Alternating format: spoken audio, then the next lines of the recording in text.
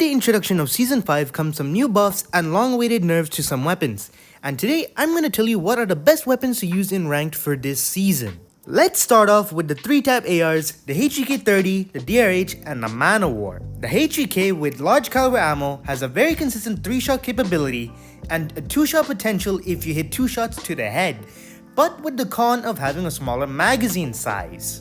While the DRH uses the OTM mag, which has more bullets in the mag than the HVK and has a 3-shot capability, it does not have the 2-tap capability like the HEK to the head. Then we have the Man-O-War with the thermite mag, which can not only 3-tap but 2-tap your enemies with the help of the fire damage of the thermite mag.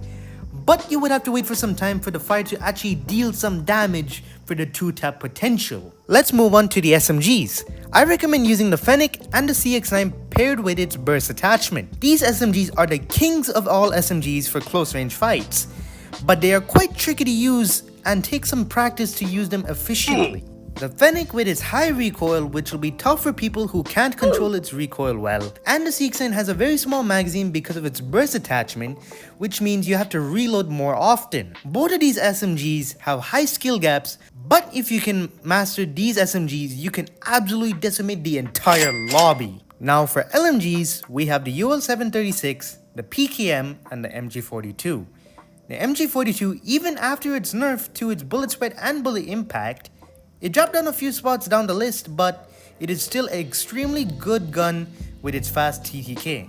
The UL-736 is used for a more passive-aggressive playstyle, and you can pick the PKM for a more passive playstyle by holding down angles and lanes. For honorable mentions, I'm putting shotguns here, specifically the KRM and the R90. Shotguns are pretty tough to use in this current meta since you have to close the gap between the enemy, and the current meta has a very fast TTK. But if you can master close range with the shotgun, you can reign supreme than anyone else with other close range weapons.